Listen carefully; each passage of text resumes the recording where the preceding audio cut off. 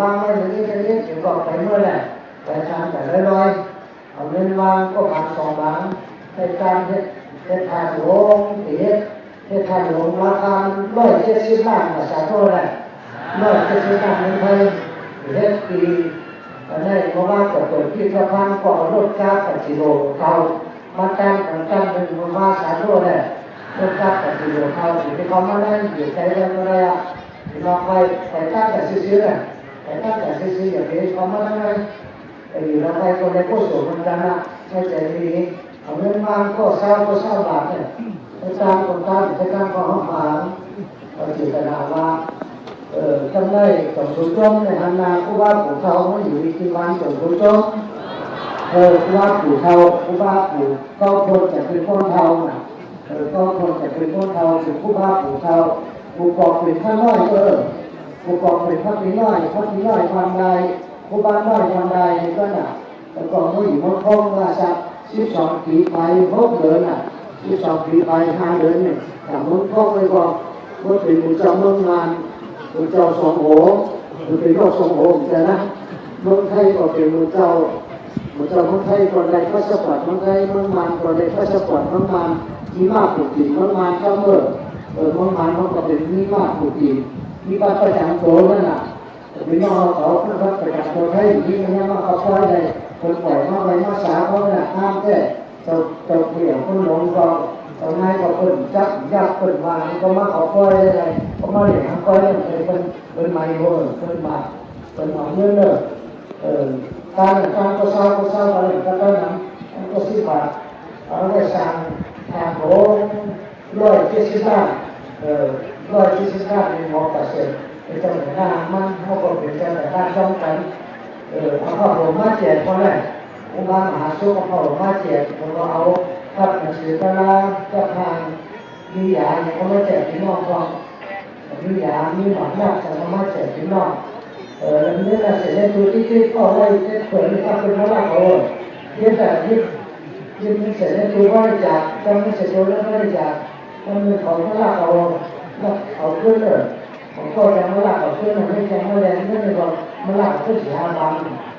เป็นไม่หลับเอาการเนี่ยผู้สูงเขาสูงต้นน้ำดำข้าเลยแหละต้นน้ำดำเขาติดเกิดข้าเป็นต้นกอยาเกิดข้าเป็นต้นยาวตาบอดหัวบอดลิ้นหักเมื่อแก้เป็นคนดีคนแย่เป็นคนที่ผู้สูงอยากบุญน้ำเอามีผู้สูงน้ำแต่มัญญาพระราเป็นเจ้าศาสนาพระราเป็นเจ้าก็จะมาเนี่ยก็มีผู้สูงน้ำบุญเกิดเป็นบอกเป็นนิ่งเกิดเป็นมาเป็นเนี้ยเป็นทองเป็นเสือก็จัดการได้จัดง่ายเอากับผู้ฆ่าเลยเขาเกิดมาเป็นคนดีเนี่ยให้ผู้สูงเขาอย่างชี้พระรากันก็มาพระรากันส่งคนส่งพระราของจันทร์เชนฟันการมีการเงินได้ย่อ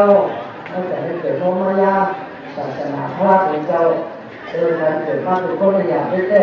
ในมรดกในห้องสมุดจวันบนกองบนจอเป็นเจ้าเป็นคำดีกว่าดีในโลกข้าแก้เขาแก้ในโลกดีกว่าที่สามัญสังดีคนสั่งลายังก็ไม่ไหวใจเลยกว่าแต่บ้านมาเกิดเป็นลูกไทยลูกเก๋ลูกมันดีจานดีถ้าผู้เข้าหาจังแค่เดี๋ยวนี้ก่อนการรอหาจังแค่เดี๋ยวนี้ก่อนถ้าเราเป็นเจ้าว่ามาก้ามันจะมาไวอ่อนแต่มาเลยขั้นหมาดีกว่าเข้าสู่มาถือสังโฆคำหรือนั่งสู่ก็ออกจากทุกข์จากที่จะหลับแต่ที่มรณะทุกข์ทั้งสิ้นอ่อนแต่มาไว้ก้าทั้งสร้างของกว่าสับสนทุกเก็บออกทุกที่โคเก็บคนหลังคนใหญ่ข้างเสียงเลี้ยงคอยคำนวยในเก่าอันเราต้องมีแต่หนีเราคนสังฆาอยู่ให้เล่าซ้ำหลังจองขึ้นหลอกนักเสือมาห้ามแต่ทางการในเมื่อมีฝ่ายเจอนอนสองพันจะพระที่จะพ้นแต่สีชูยังบัดกำลังเขาเป็นคนสังฆาเจ็บเชื้อไปเลยเขาเป็นคนวายาเป็นคนเดือดร้อนพระราชิตแต่เพื่อข้ามห้ามเกียรติเกิดให้เขาแต่เจ็บเป็นสิ่งในใจในรบกวนไม่ยาวเพราะของการพระราชิตเขาก็ไม่มีฝ่ายเลยในเมื่อเราไม่มีฝ่ายการของเราที่จะมีการบอกราคากันใช่ฝ่ายไม่มีฝ่ายมีคงมีเนื้อมีทีมีน้องเนี่ยก็ไว้แค่นี้แต่มันคงวาน เมื่อมีฝ่ายเป็นเมื่อกั้นเมื่อเย็นเนี่ยเมื่อมีฝ่ายเดียวกันแก่เมื่อแต่ก็มีฝ่ายเดียวเมื่อละเมื่อผีก็มีฝ่ายเดียวเมื่อสารก็มีฝ่ายเดียวเมื่อคนก็มีฝ่ายเดียวเมื่อจักรพรรดิก็มีฝ่ายเดียวเมื่อไทยก็มีฝ่ายเดียวเมื่องานเมื่อไทยมีฝ่ายเดียวนำอ่ะจะเอาฝ่ายเดียวสร้างแก่ไม่ทำดีครบแต่ก่อนน่ะแต่เจ๊ๆแต่เราสร้างแค่ไม่ทำดีโคเป็นน้อยแต่ก่อนแต่เจ๊แต่เราก็พัฒนาเจ๊ๆแต่เจ๊อยู่ที่เก่าไปพัฒนาเจ๊ๆไปไม่เลยแต่ไม่เลยเป็นว่าเราฝ่ายเราสร้างแค่ไม่ทำดีโคเป็นน้อยมันโหดเก่าเป็นไม่เป็นรอบผ้าไม่ขึ้นมันอย่างเดียวเอาเงินทำก่อนเอาฝ่ายเดียวรอบผ้ารอบพ่อการก็จะรอบผ้ามือที่เกิดการเปลี่ยนมาตัวซาตัวซอทำที่ใจทำที่จับนะทำที่จับนั่นสูงหน่อยลูกทำการจับใช่ไหมลองไม่ได้รอบผ้ารอบพ่อการก็จะรอบพ่อมือที่เกิดการเปลี่ยนมาโมหะจะโมหะมือสักที่ไหนจะเกิดการเปลี่ยนมาโมหะจะโมหะมือสักที่ไหนเกิดการเปลี่ยนมาจะนอนก็จะรอผ้าสับแต่เป็นที่กาก็จะรอซาสับแต่ตรงอะไรก็จะโมหะสับเกิดเป็นสักที่ที่สั่งมีเอาเข้าไปดังนั้นอยู่ใกล้ที่จะเข้าดีเขาเกิดมาเป็นคนในญาศาสนาเขาเป็นเจ้าผู้สูงอายุผู้น้องน้ำเต้เขามีบุญในมายาเขาอยู่ในของเราศาสนาของเราพระราสังฆาของเราตรงนี้เขาบอกชัดเจนไม่ใช่เป็นสังเดียวเป็นไม่แต่นำที่การนำของใครมันเมืองเราเป็นเมืองมาลูกมานอนแต่พวกเขาก็เรื่อยๆมันใหญ่มันมาเท่เขาเลยมันใหญ่มันมาใจมันร้องใจร้องมันก็ไปมาในต่างถิ่นเมืองก็เลยก็จะเป็นเจ็ดสิบลูกบริจาคที่แรกก็นั่งเคยมาละเอาสองสามให้บ้านนั้นเป็นเรื่องเจ็ดสิบลูกที่แรกเอาไปสั่งทำหลงให้เป็นหมอประเสริฐไปมัน170 ล้านสามพ่อเนี่ยสาธุทำเนี่ยเอาผู้เด็กขอตั้งเดี๋ยวมีหนังก็ตั้งหนังก็ได้รับต้องเอาภาษาก็จะมีผู้สวดนั้นนาเกิดมาก็มายาพุทธศาสนาพระธรรมธรรมราชเป็นเจ้าแต่โดยการร่วมดีเนี่ยเขามาบ้านในคนเมื่อดีผมก็อยู่เป็นมากขึ้นน่ะเพราะว่าในจากนั้นที่เขาจะตอนตัวบริจาคเอาภาษาก็จะ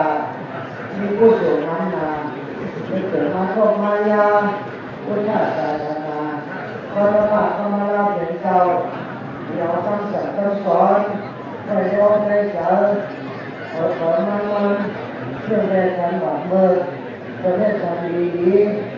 มันน่าโหดเกินเอาไปยังเนี่ยไปเกี่ยวกับบ้านหัวสีถูกเขายังเอาใส่ก้านนั่นแหละมาให้เรื่อง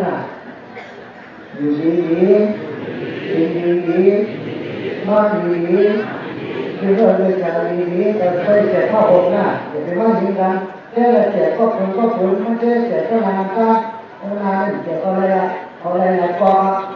ก็นานของตัวอะไรอยู่ดีนอนดีคือเรื่องจะดีให้น้อยขนมดี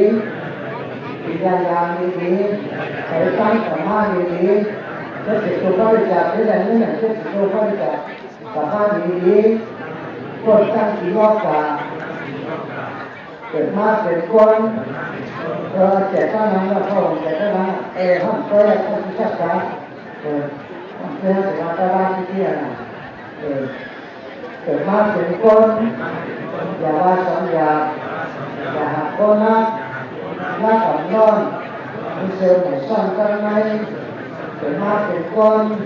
ก็วางไงวางดีนะครับเป็นเมื่อปีนี้ปานไม่ฮอกไม่สร้างยังต่างกองมีน้องยังต่างเติมถึงปีจะต้องถึงน้องจะเติมตรงนี้ก็เราต้องไปดูดีให้แต่ทุกพระก็เย้าเมื่อแต่ทางไม่ดีเฮ็ดไว้การตั้งดีแน่น้ำเมื่อแต่เจ็ดไม่ ที่เฮ็ดไว้แต่ต้องมีแน่นำนั้นโดยแต่ตายในที่เฮ็ดไว้แต่ต้องมีแน่นำนั้นโดยตั้งเท่าแต่เราถึงมาเอาห้างเหตุการณ์นี้โดยตั้งเจ็ดแต่เราถึงมาเอาห้างเหตุการณ์นี้โดยตั้งใจแต่เราถึงมาเอาห้างเหตุการณ์นี้มันพยายามสิสุดกว่ามันเล่นหาก็แต่นั่งไว้มันพยายามสุดเสียกว่าจะมาหากันหน้าคุณตายมันพยายามหาก็จะหลายๆจะมั่นใจมาที่ยานอมีสุขภาพห้าถ้าเกิดจุดการถ้าเกิดตั้งดีกองมุกุโสสานากุโสศีลากุโสภาวนากุโสค่อยนำอย่างนี้ลองทำใจสังอย่างนี้ลองหนองก้าในใจสังนาเอาห้องห้าในใจเย็นใจยาวอ่านมออยู่อ่านมอเศร้าในการในมอต่อโจพ่อมองอยู่มอเศร้าอ่านในการในเมาเอาห้องมาที่บ้านอ่านมออยู่อ่านมอกินอ่านนี้ศีลอ่านนี้ธรรมในที่มอของโกวันในนั่งบาทุกอย่างนั่งถึงเมื่อไรก็มองอยู่มอกินมีศีลมีธรรมต้องสวัสดิ์บ้านอ่านโมจักตาอ่านโมจักตาอ่านหมอไว้อ่านหมอวางภาวนาอ่านสังฆนั่งหัวมือบ้านโมจักตาโมจักตาหมอไว้หมอวางภาวนาสังฆติดตามวัดนี้บ้านอ่านหมอดูอ่านหมอต้อยอ่านหมอเลิกอ่านหมอย่อยอ่านช่วยเลยแต่วัดนี้บ้านก็หมอดูหมอต้อยหมอเลิกหมอย่อยหมอช่วยเลยแต่วัดนี้บ้านอันนี้จากอันตาอันมันอันเน่อันเดียคนสังลาลาทุกข้าอันเจ้าสังเลเงินเชตัวเขาตัวหาอุบัติมาหมอทาอันนักตาอันต้นอันโลโก้เก่าผู้เกิดในมัญญามันเป็นสะพานเวลาไปเย้าทุกข้าได้เป็นเถิงก็เปิดว่าเจ้าเก่าได้มันเมื่อน้ำนาเกิดใจตายไม่เล่านำนาถ้าจะสีฟ้ากินอันแน่นหันก็เขาแค่เขาจำสีจำธรรมมันจำเจ้าพาลาเกิดอะไรพดยาอันเจอพาแย่งหันยุ่งแดนนามอันไม่ผ่านทุกขีเหี้ยวยุ่งแดนนามก็เป็นลูกเขาอันหูอันมันคืนอันนั้นก็ของปูยุ่งในหนังก้างเก่าก็ติดสายมาเข้าหาก่อหาเมก็เห็นแทนมีน้ำก็ซ้ำดื่มเสกระจัดเจ้าฝันเกิดมาฝันขำเล่นขำโวดสมบัติเส้นขันธาสายยอดแจกกรรมสายโยสังแกงหมดโผล่ลาเม่นกินจะเป็นดีกว่าเซสายยาสร้างเพื่อนแต่มีเธอเหพามาอย่าเล่าเท่าหนังก้อนคนใจจ้องบอกไฟคนไหนใจช่างคนตั้งต่างโตมีโกสังเลเป็นพวกใจหย่อนยานมีเหลืองมีการตัวเลิศตัวตู่ตัวเน่าตัวคองอีกทีตัวเป่าตัวดีตัวพังตัวอันนี้การนี้ขันตัวอันนี้ร้อนนี้แขนเอาไม่การนอดูนานสังขารตาลาตัวเป็นลูกบ่อันหูอายุสมการกันดูนานสังขารตาลาเป็นลูกบ่หังหูอายุมีการกันเป็นลูกผู้แจง